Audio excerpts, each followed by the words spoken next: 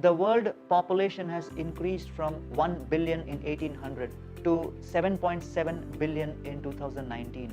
It took nearly 7 centuries for the population to double from 0.25 billion in 800 AD to 0.5 billion in 1550 AD.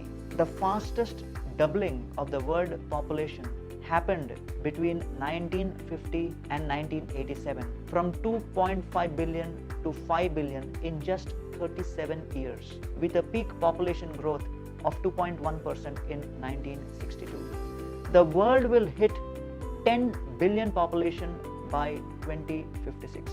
Since its inception in 2015, the 2030 Agenda for Sustainable Development Goals adopted by the United Nations has provided a blueprint for shared prosperity in a sustainable world, a world where all people can live productive, vibrant, and peaceful lives on a healthy planet. The combination of peaceful people and a prosperously green planet would be the ideal recipe for harmony and balance. On December 11, 2014, the United Nations General Assembly resolved to observe June 21st as the International Day of Yoga every year. Incidentally, the resolution mentioned 4 important reasons for introducing the International Day of Yoga. The first reason is choice. Noting the importance of individuals and population making healthier choices and following the lifestyle patterns that foster good health. Second reason is control. Understanding the fact that global health is a long-term development objective that require closer international cooperation through the exchange of best practices aimed at building better individual lifestyles devoid of excesses of all kinds. Third is complete. Recognizing that yoga provides a holistic approach to health and complete well-being. And fourth is communication.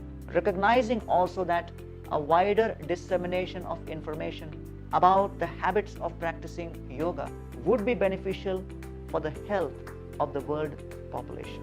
In essence, the UN resolution encompasses that celebrating the International Day of Yoga on June 21st would help people in making better choices by global communication of the practice of yoga and benefits of yoga to experience complete health.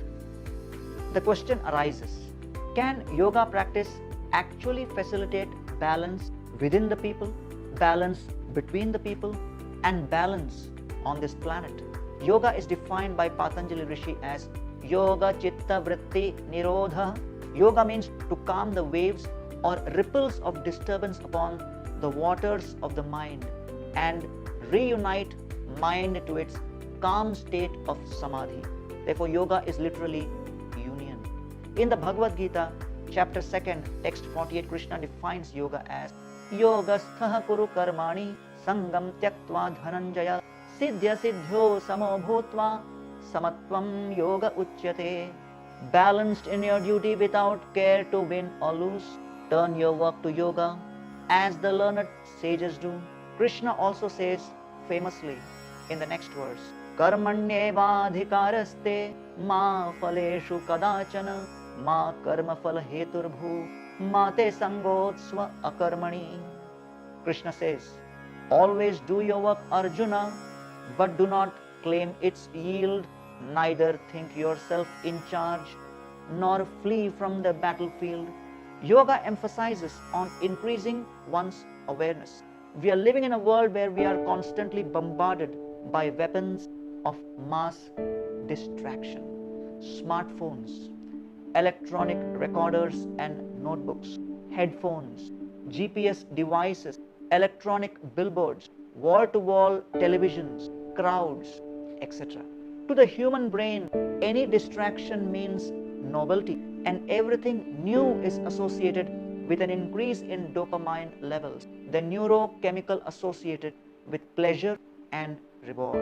A recent study conducted by Microsoft in 2017 found that the average human attention span reduced to 8 seconds from 12 seconds in 2012. The human attention span is now less than that of a goldfish, which is 9 seconds. The number of internet users globally increased from 413 million in 2000 to 4.62 billion in 2020 with a global penetration of 58.7%. 65% of internet users in India use the internet daily. Although only 39% of the world population has internet access, the internet addiction rate is 6%, which is around 420 million people across the world are addicted to the internet. 12% of the websites on the internet have pornographic content, which translates to around 2.3 billion pornographic pages in 2018. The percentage of pornographic consumers below the age of 24 is 48% in India, while it is 31% worldwide. Globally, every single second, around 30,000 users are watching pornographic content on the net and spending $3,000 every second on pornography. Every single day, 2.5 billion emails containing porn are sent or received. Around 68 million search queries related to pornography are released on the net. The internet porn industry is worth $13 billion worldwide. The average internet user spends 5 years and 4 months of his lifetime on the social network, ranging from 2.5 hours a day for adults in the ages of 25 to 34 to 9 hours per day for teens aged 8 to 18. Distraction causes American businesses an average of $650 billion loss per year and 64% of all car accidents. The lack of self-control is not only evident in the internet usage, but also in the consumption of addicting substances like alcohol and tobacco. 42% of adults in the world consumed alcohol in 2010, while the share in India was 15.1%. Countries like France have almost 95% adult alcohol consumers. Alcohol is responsible for 2.8 million premature deaths globally and 5.8 lakh deaths per annum in India. Smoking killed an estimated 100 million people in the 1900 to 2000 period and is estimated to kill 1 billion people in the 2000 to 2100 period. Globally, smoking causes 6 million deaths every year, which translates to 1 death every second. The impact of a global population with a lack of self-restraint and self-control is not limited to damage to human society alone. The impact on the environment due to such a reckless approach toward sense enjoyment is humongous. About 33% of all the food produced for human consumption is wasted, which is around 2.3 billion tons of food waste. Globally, 2 billion metric tons of municipal solid waste is produced annually, which will increase to 3.4 billion metric tons by 2050, out of which only 13.5% of the waste is recycled and only 5.5% is composted. 76 million people in India are without access to safe drinking water, and 21% of India's diseases are water related. By 2030, 700 million people worldwide could be displaced due to an intense water scarcity. If we consider the globally allocated land of 21 million square kilometers for agriculture, 77% of this land is used for livestock feed for meat and dairy, and only 23% of this land is allocated for growing crops for human consumption. A meat-based food choice is a major culprit damaging the environment. In 2014, 36 billion tons of carbon dioxide emissions were made by the entire world, with 80% of the total energy use contributed by fossil fuels. Lack of self-control, lack of self-discipline, especially over food, is also a major cause of around 18 million deaths in 2017 due to cardiovascular diseases, 10 million deaths due to cancer, and 5 million premature deaths due to obesity. These detailed statistics indicate two clear trends. People across the world have lost their ability for sense control, self-control, and are imbalanced physically, emotionally, and socially. People's individual imbalance is taking a toll on the planet big time in accelerating climate change. The solution is self-evident. People need help in improving their self-discipline and self-control, and yoga, by its very definition, is a process which helps one improve control over one's thoughts, over one's speech, behavior, and life choices. The practice of yoga needs commitment. If we do not commit to anything, we will be distracted by everything. One must not give up a practice because of the time needed to accomplish it. A habit is a lifestyle to be lived, not a finish line to be crossed. One's commitment to the process will determine one's progress. Disciplined people are better at structuring their lives, which does not require heroic self-control and willpower. Environment is the invisible hand that shapes human behavior. Happiness comes not by maximizing our possessions, but by minimizing our attachments. The value of what we drive doesn't matter as much as the values that drive us. Spirituality and yoga empowers us to reclaim our destiny, to do our best, to bring out our best, and to attain the best. Speak to give people peace of mind, not a piece of your mind. We have to be honest, sincere, and authentic in our efforts. Any kind of cheating propensity has to be abandoned. There is a story of a cheater who set up a so-called clinic and put a sign outside saying, "Get treatment for ₹20, if not cured, take back ₹100. A college student walks by and thinks, this is a great opportunity to earn ₹100. He goes into the clinic as a patient, also with a cheating intent, and says, "Sir, I cannot taste anything." The cheater says, "Assistant, bring medicine from box number 22 and put 3 drops in the student's mouth." The assistant brings the bottle, puts the 3 drops. The student shouts, this is not medicine, this is kerosene." The cheater smiles. "Congrats, your sense of taste is restored. Please give me ₹20. The angry student goes away, but returns after a few days and says to the cheater, "Sir, I have lost my memory. I cannot remember anything." The cheater again shouts, "Assistant, bring medicine from box number 22 and put 3 drops in his mouth." The student is furious and he says, "Sir, box number 22 is kerosene. You gave me the same thing last time to restore my taste." The cheater says, "Congrats, you got your memory back. Give me my ₹20. The student pays, but is extremely angry, and he goes away and comes back determined after a week to get his ₹100.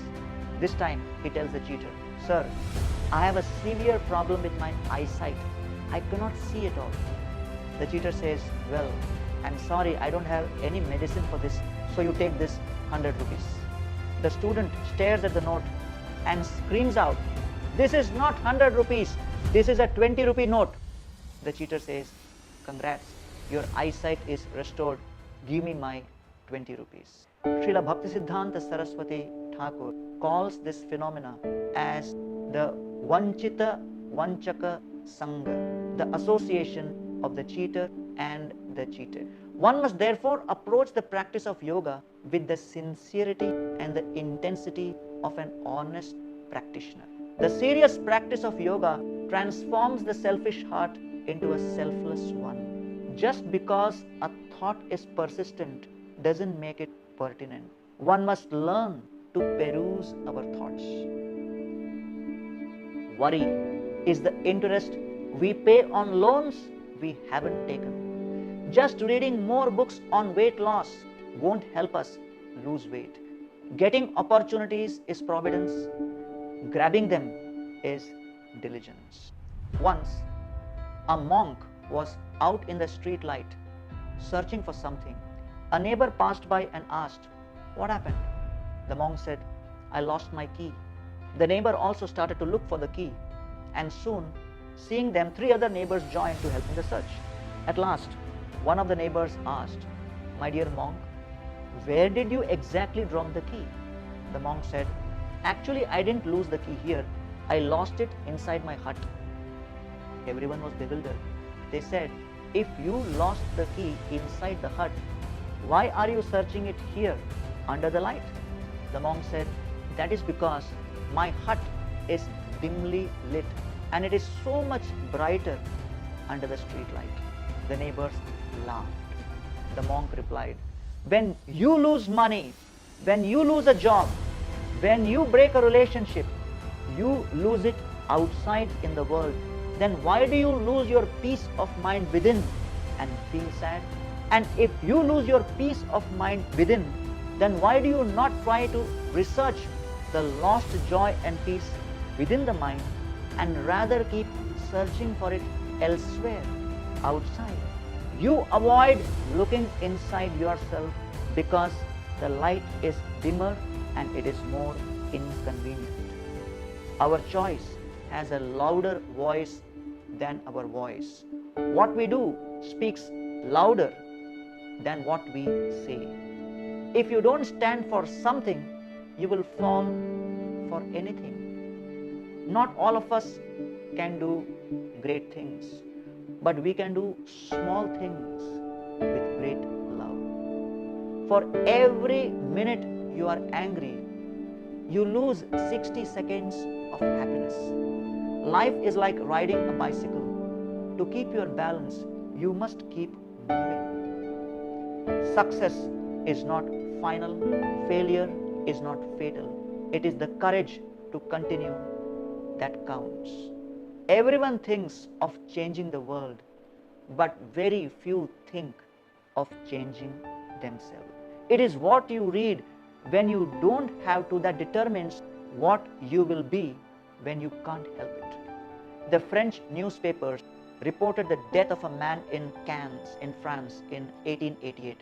One newspaper reported with the headline, The Merchant of Death is dead. Actually, Ludwig Nobel had died, but the newspapers, by mistake, mentioned the name of his brother, Alfred Nobel, the inventor of dynamite, as dead. When Alfred Nobel read these headlines, he asked himself, Is this how I wish to be remembered?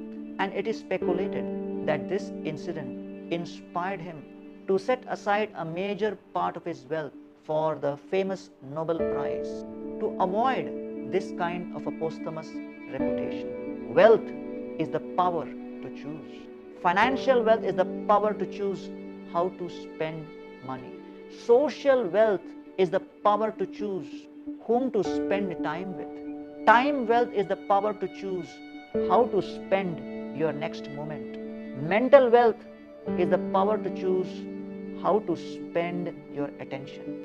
We must develop the art of getting things done and also the art of leaving things undone. The wisdom of life consists in eliminating the non-essentials. The place to improve the world is first in one's heart, head and hands, and then work onward from there. New goals don't deliver new results. New lifestyles do. And a lifestyle is not an outcome.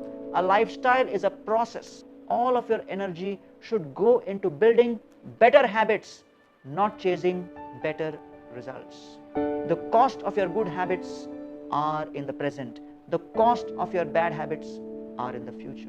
There are 3 things you cannot buy. Fitness. You have to keep fit whether you are rich or not. Second is diet. You cannot pay someone to be on a diet for you. And third is a spiritual discipline. No one can look after your soul but yourself.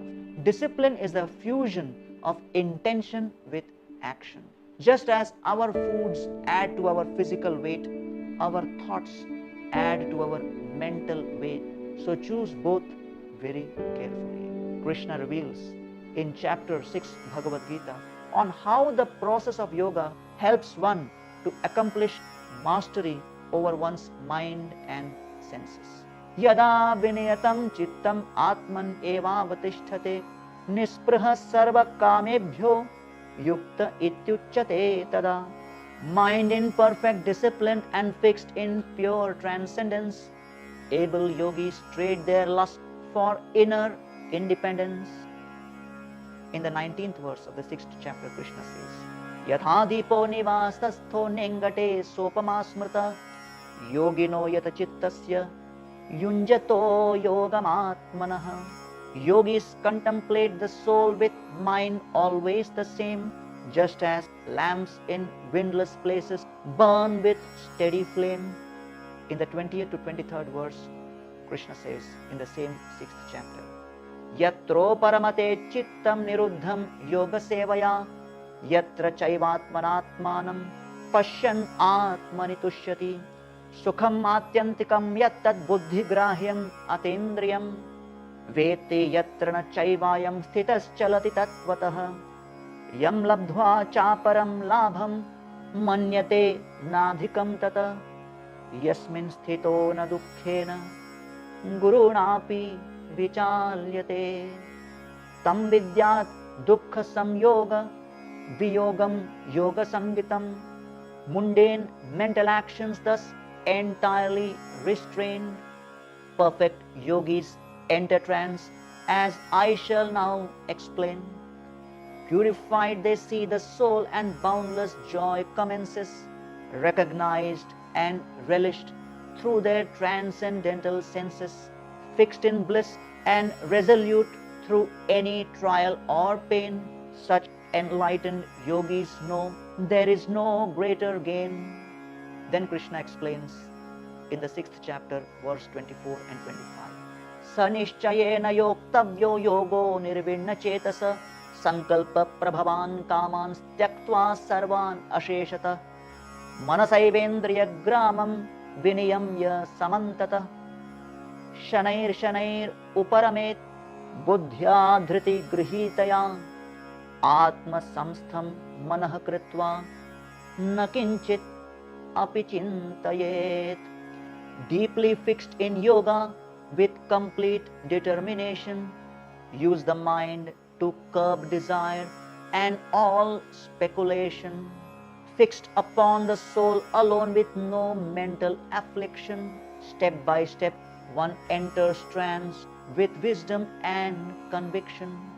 Then Krishna explains in the 26th to the 28th verse, Yato yato nischalati manas chanchalam asthiram tatastato niyamyaitat atmanyeva vasham nayet prashanta manasam hyenam yoginam sukhamuttamam upaiti shantarajasam brahmabhutam akalmasham yunjanevam sadatmanam yogi vigata kalmasha sukhena brahma samsparsham atyantam sukhamashnute.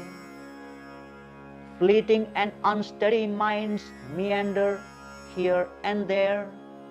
Yogis must retrieve their minds and govern them with care. Mind and passions set at ease, one feels great ecstasy. Former sins give way to show one's true identity. And then Krishna concludes in texts 46 and 47 of the 6th chapter. Tapasvibhyodhiko yogi jnanibhyopi matodhika karmebhyaschadhiko yogi tasmat yogi bhavarjuna yoginamapi sarvesham madgatenantaratmana shraddhavan bhajate yomam same yukta tamo mataha. Yoga is appropriate for any situation more than mere austerity or wealth or speculation. Be detached from the results, not from the goals. Setting goals increases our focus. Worrying about results takes away our focus. To relish satisfaction, replace expectation with appreciation. Being deeply loved by someone gives you strength, while loving someone deeply gives you courage. Logic will take you from A to Z, while imagination will get you everywhere. Life can only be understood backwards, but life must be lived forwards. Faith is taking the first step even when you can't see the whole staircase. Talent hits a target no one else can hit. Genius hits a target no one else can see. Attitude is greater than accomplishment. One's flexibility, selflessness, forgiveness, obedience, and dependence on the Supreme in provoking situation makes one noble. This is the essence of yoga, which facilitates harmony, a sense of restraint and responsibility within a person, real love and affection between people, a sense of respect towards the planet, and a commitment to reduce, reuse, and recycle in one's lifestyle choices and habit. I hope this message helps you imbibe the spirit of harmony and balance on the occasion of the International Day of Yoga. Greetings and best wishes from Govardhan Eco Village and the Govardhan School of Yoga.